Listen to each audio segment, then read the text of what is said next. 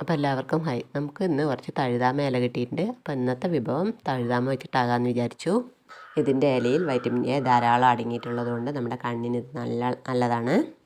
അപ്പോൾ ഇലവർഗ്ഗങ്ങൾ നമ്മൾ ആഴ്ചയിൽ ഒരിക്കലെങ്കിലും കഴിക്കുന്നത് നമ്മുടെ ചർമ്മത്തിന് വളരെ നല്ലതാണ്.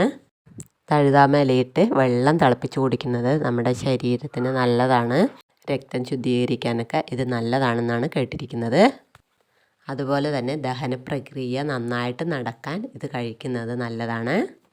നമ്മുടെ പറമ്പുകളിലൂടെയൊക്കെ നടക്കുമ്പോൾ ഒന്ന് കണ്ണോടി ചെന്നാൽ നമുക്കിത് കാണാൻ പറ്റും. അപ്പോൾ അത് വെറുതെ കളയരുത്. അപ്പോൾ നമ്മൾ ഈ ഇല നുള്ളിക്കൊണ്ടിരിക്കുമ്പോഴാണ് ഇതിൻ്റെ പൂവ് കണ്ടത്. പക്ഷെ നല്ല ഭംഗിയില്ല കാണാൻ. വയലറ്റ് നിറത്തിൽ കുഞ്ഞു പൂവാണ്, എന്നാലും കാണാൻ നല്ല ഭംഗിയുണ്ട്. അപ്പോൾ നമ്മൾ ഇലയെല്ലാം നുള്ളിയെടുത്ത് കഴിഞ്ഞു. ഇതൊന്ന് കഴുകി വൃത്തിയാക്കിയിട്ട് വരാം. അപ്പോൾ നമ്മളിത് വെച്ചിട്ട് ഒരു ഒഴിച്ചുകറിയാണ് വെക്കാൻ പോകുന്നത്. അപ്പോൾ ഇതിന് വേണ്ട അരപ്പ് തയ്യാറാക്കിയിട്ട് വരാം. അതിനായിട്ട് നമ്മൾ ഒരു മുറി തേങ്ങ എടുത്തിട്ടുണ്ട്. പിന്നെ നമ്മൾ എടുത്തിരിക്കുന്നത് ഒരു 7 പച്ചമുളകാണ്. പിന്നെ 3 ചെറിയുള്ളി, 2 വെളുത്തുള്ളി, 1/4 സ്പൂൺ ജീരകം, 1/4 സ്പൂൺ മഞ്ഞൾപ്പൊടി. ഇനി ആവശ്യത്തിന് വെള്ളം ചേർത്ത് നമുക്കിതൊന്ന് അരച്ചെടുത്തിട്ട് വരാം. ഇനി നമുക്ക് അടുപ്പിലൊരു ചീനിച്ചട്ടി വെച്ച് അതിൽ ആവശ്യത്തിന് എണ്ണ ഒഴിച്ച് കൊടുക്കാം. ഒന്ന് ചൂടായി വരുമ്പോൾ നമ്മൾ നുള്ളി എടുത്ത് വെച്ച തഴുതാമ അതിലേക്ക് ഇട്ട് കൊടുക്കാം.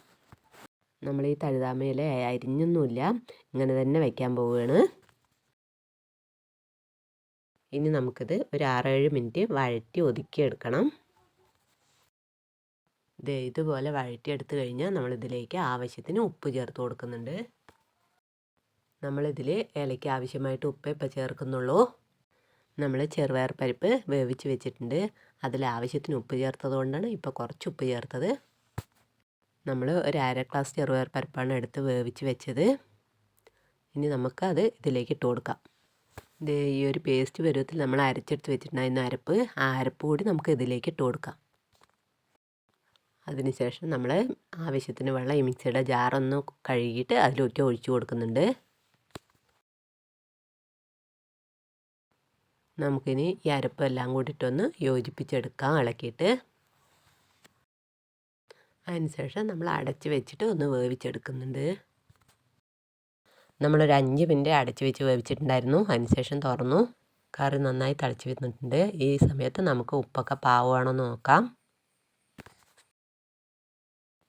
ഒഴിച്ചു കറിയാണെങ്കിൽ നമ്മൾ കുറേ വെള്ളമൊന്നും ചേർക്കുന്നില്ല. അതിൽ ഒരു കുഴമ്പ് പരുവത്തിലാണ് ഇത് ഉണ്ടാക്കിയിരിക്കുന്നത്.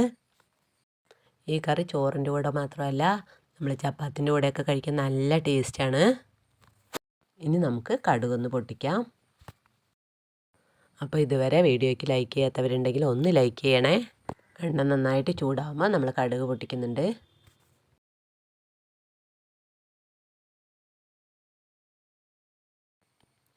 കടുക് പൊട്ടിക്കഴിഞ്ഞാൽ നമ്മൾ 2 വറ്റൽമുളക് എടുത്ത് പൊട്ടിച്ചിട്ടുണ്ട്. അതിട്ട് കൊടുത്ത് നന്നായിട്ടൊന്ന് വഴറ്റിയെടുക്കുന്നുണ്ട്.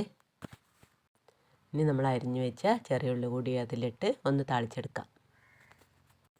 ഇതുപോലെ ബ്രൗൺ കളറാകുമ്പോൾ നമുക്കിത് എടുത്തിട്ട് നമ്മുടെ കറിയിലേക്ക് ഒഴിച്ചു കൊടുക്കാം. അപ്പം നമ്മുടെ കറിയുടെ ഫൈനൽ ടച്ചും കഴിഞ്ഞു. നമുക്കിത് ഒരു 5 മിനിറ്റ് അടച്ച് വെക്കണം, എന്നിട്ട് ഇത് സെർവ് ചെയ്യാം.